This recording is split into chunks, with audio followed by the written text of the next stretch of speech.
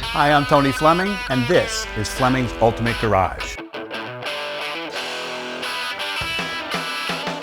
Hey everybody, thanks for joining us on today's video. Just coming out of restoration, a lot of work on the car, but I'm not sure how much work's actually been done and how much is really original. When we got the car, it was ridiculously low mileage. This is 75 Maserati Merak, however you want to say it. Some people say it differently. This one here, first off, it's very cool looking. And I got to tell you that when I look at this car, the more I look at it, I just can't believe it's priced the way it is. But just to give you an idea, also, these are the hanging tags that we have on the car. It's one of only 334 of these produced. I mean, it's a ridiculously low production figure, and this car should be in the $60,000 to $70,000 range now, but it's not, and I know that one day it's headed that way. So the more that people find out about these, the better. But I will say this, as we walk around and look at some of this cool stuff in here, I'll do my best to describe it as best as I know.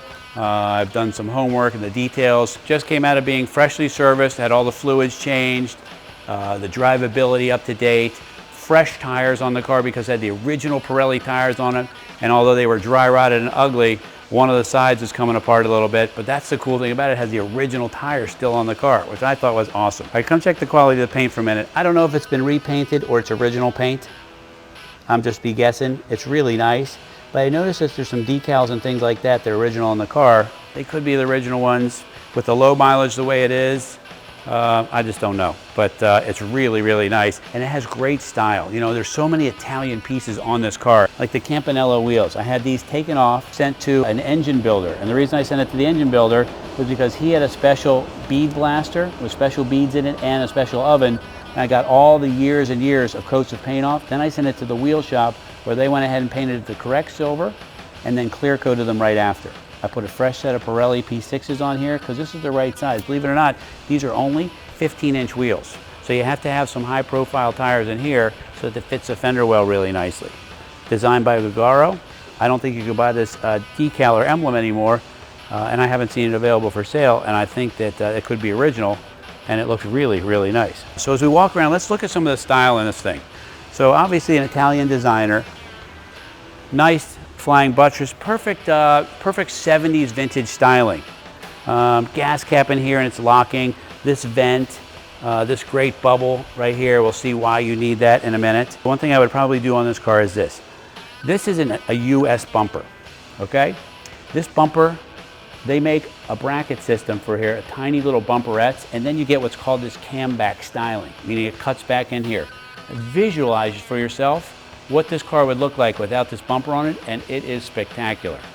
Just absolutely beautiful. And if it was me, I'd also take the front turn signals and I'd mount them on the inside of the grille backwards, so the grille would be all black, and then it would flash from the inside of the grille, and that would look really, really nice. And you would pick up all the styling of this car, because when this car goes down the road, you know, it's going to be tough to tell that it's a Maserati, a Lamborghini, or any other Italian marquee that had great styling. And that's clearly why people love these cars, because it's such great styling. All right, let's take a peek in the engine compartment. All right, ready? Come on in here. This is nicely detailed too, okay? Let me just show you real quick. I took the air box cover off because I wanted you to be able to see it. So I've left everything kind of stock in here. The one thing that I don't have, the couple pieces because we're finished up, I don't have this hose yet.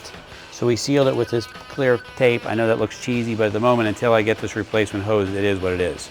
But here's some cool stuff. Air pump here. Look at this, ultra rare air conditioning. And the cool thing about it is they spun all of these things backwards to put air conditioning in the car, just like Jaguar did. So for instance, like the alternators backwards, air conditioning compressors backwards. This is for the suspension, the brakes. It's hydraulic suspension, brakes, done by Ciao. So it's just, I mean, this car is really ahead of its time. Check out the suspension though. Big giant coilovers, and they even have these straps on them to keep them from having too much suspension travel. Control arms are up in here. So all this stuff is up inside here so that the underneath of the car could be nice and flat. So for high speeds, you wouldn't get the lift and things like that underneath. That would have made the car squirrely as it hit some pretty high top speeds. Like I said, I took the airbox cover off so you could see the triple carbs and the downdraft system that's set up there. There's the engine number and the automobile number. And when you're talking about cars that are only a few hundred of them built, 334 I believe or what it was, it's great to have that authentication that you have a real original piece and a cool piece too. I mean, look around the car for a minute and just see the style that goes into it. You know, some guy couldn't just pen this and put it all together on a napkin. Somebody gave this some real thought, from the camback rear style here to the flying buttresses here, which gave it some safety and stability and strength to the body, and then some flares. Now keep in mind, 15-inch tires were the max that you could get back in the 70s. They didn't make 16s, 17s, 20s, 22s. 15s, they did a great job making it look like a big set of wheels and tires could be stuffed inside this car. Check out the door kicks up, the moldings are in great shape. It's just a really cool piece. And you know what's nice too, it's really very, very intact. Now the only thing that we couldn't get when we were doing the car was new seat covers. It had the original seat covers on them, and they were just so dry rotted. They weren't broken and split apart, but they were so dry rotted and crispy, they just didn't go with the rest of the car. So it led me to believe that so much of the car was original, and the odometer, which shows, which I'll show you in a second, shows for mileage, was original. So I had to have all new seat covers built. Those were like $2,200 for the seat covers because I had to have them made by hand. So we took the old ones off, they laid them out, compared them, and built another set by hand, row and row and row. I want you to see how great it came out because it was a lot of effort, and I'd like to hear your opinion and your feelings on that. I forgot to tell you also that up front there's big storage capacity in there. We'll get back to that in a minute, but great place for soft luggage. There's rear seats in this car too. And a lot of times these manufacturers put rear seats in cars because insurance. Now for instance, like insurance would rate these cars, and if they were two-seater cars, they were automatically sports cars. If you threw two rear seats in the car, it could get a sedan rating that would lower their insurance by at least 50%, and it made a big difference. It's a little tight back there unless you got kids. I'm not sure I want to ride 2-3 hours to the beach back there, but it's back there just so you know. But all of this is new, and it just looks, it came out so beautiful. I just wanted you to see the effort and detail that went into all of this making of these seats. Okay, appears to be all original carpets. Console's original, and just really just amazing. And I love the dash. This is great. This is very nice. It's just the way it's set up. Look at this, like this is this typical Guigaro styling.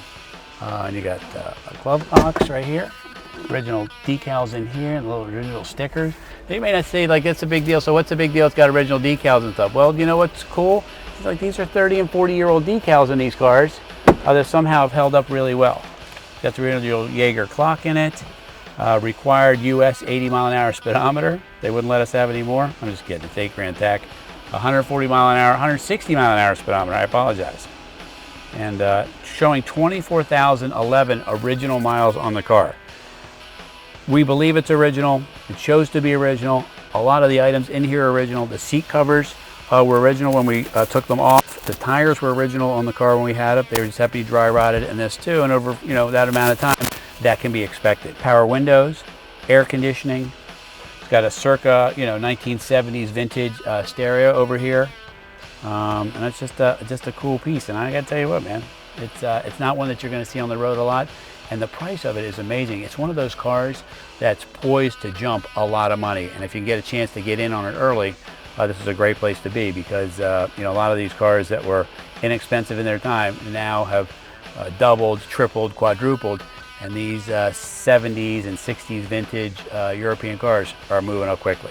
Don't forget that this car here with 5 speeds, the 3-liter V6 making over 200 horsepower in a car that is very, very light, is very quick. Big brakes all the way around, 4-wheel discs. We talked about the details of the car, and then some really nice stuff like the 4-wheel disc brakes, independent suspension. Call us 301-816-1000 and we'll tell you all about it.